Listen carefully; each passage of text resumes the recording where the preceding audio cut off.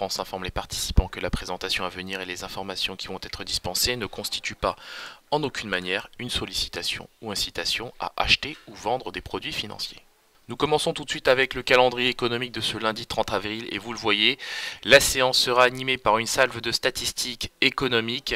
Nous prendrons connaissance en début d'après-midi de l'indice des prix à la consommation du mois d'avril en Allemagne. Du côté des États-Unis, la séance sera rythmée par la publication de l'indice d'inflation PCE Core du mois de mars aux États-Unis. On prendra aussi connaissance de l'indice d'activité manufacturière PMI dans la région de Chicago et bien évidemment des promesses de vente de logements du mois de mars aux États-Unis. Par ailleurs, cette semaine sera dominée par la réunion de politique monétaire de la Réserve fédérale et des membres du FOMC et bien évidemment des résultats d'Apple. Pour l'heure, l'indice VIX perd du terrain, moins 1,8%, l'indice sur contrat à terme évidemment, le contrat à terme VIX perd du terrain, au niveau des 16,12% de volatilité de l'indice S&P 500. Donc en contrepartie on a bien évidemment des indices occidentaux, européens surtout qui évoluent en territoire positif et des futurs américains qui eux aussi évoluent de leur côté en territoire positif. Sur le volet d'échange, la paire euro-dollar a évolué dans un premier temps en forte baisse jusqu'à aller tester le niveau des 1,2070.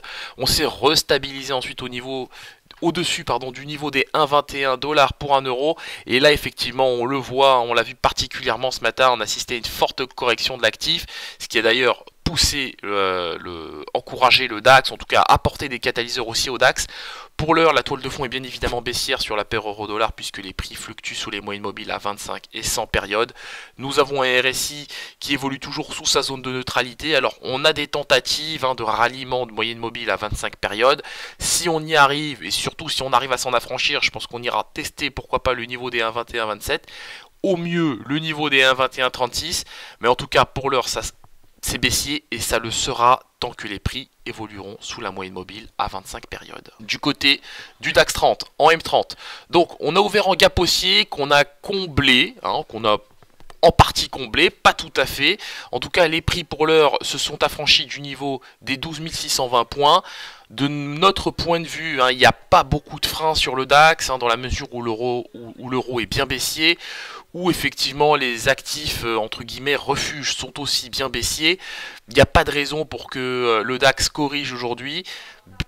D'autant plus que les indices, les futurs américains évoluent en territoire positif, qu'on a un apaisement des tensions en Asie, surtout dans la péninsule coréenne, qu'on a eu des indices PMI chinois très positifs, qu'on a des indices d'activité économique relativement positifs, je pense surtout au PIB américain dont on a pris connaissance vendredi.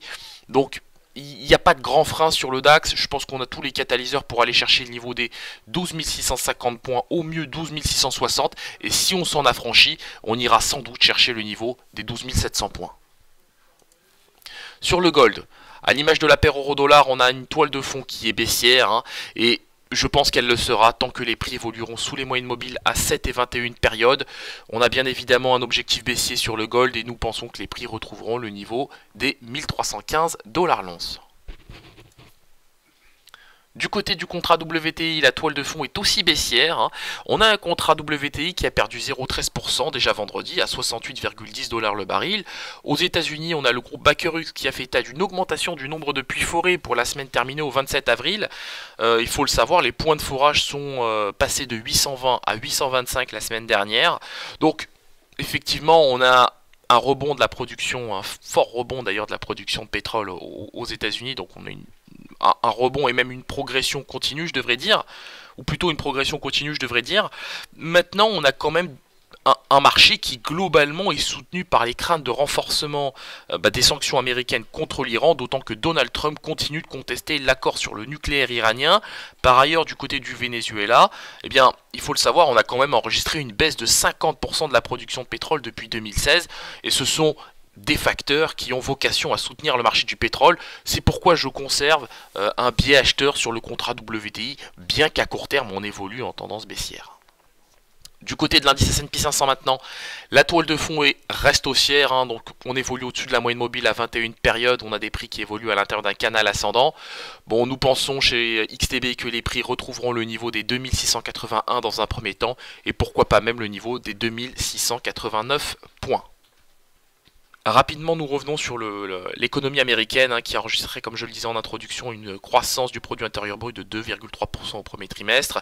On a une économie américaine qui a été portée par le rebond de la confiance des consommateurs et un contexte favorable sur le marché de l'emploi. Toutefois, nous notons un ralentissement de la croissance par rapport au quatrième trimestre 2017, et c'est normal. Le repli s'explique essentiellement par la baisse des dépenses de consommation et la contraction de l'investissement des entreprises. On a aussi un secteur de la construction qui est en léger repli par rapport au quatrième trimestre 2017, repli par rapport, comme je le disais, au Q4 2017, mais qui reste quand même bien portant, le secteur de la construction aux États-Unis, donc il n'y a vraiment pas péril dans la demeure pour l'heure. On en saura bien évidemment plus tout à l'heure avec la publication des promesses de vente de logements du mois de mars aux États-Unis. Nous terminons avec le Bitcoin, et le Bitcoin qui continue de se stabiliser au-dessus du seuil des 9000 $ pour un Bitcoin.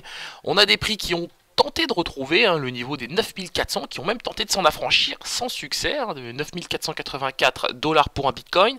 Pour l'heure en tout cas, les prix évoluent en tendance baissière sous les moyenne mobile à 7 et 21 périodes. On a aussi un RSI qui évolue à la baisse sous sa zone de neutralité. Donc à très court terme, on a bien évidemment un léger biais vendeur sur le Bitcoin et nous pensons que les prix sont susceptibles de retrouver le niveau des 9111. Maintenant, dans la mesure où 9111 est un niveau de support, on pense que les prix vont rebondir sur ce niveau de prix pour ensuite rallier le niveau des 9279. Toutefois, en cas de cassure sur le niveau des 9000, du niveau des 9111, et bien là, on irait sans doute chercher pourquoi pas le niveau des 8982 $ pour un Bitcoin, et dans le pire des cas, pourquoi pas le niveau des 8655 $ pour un Bitcoin.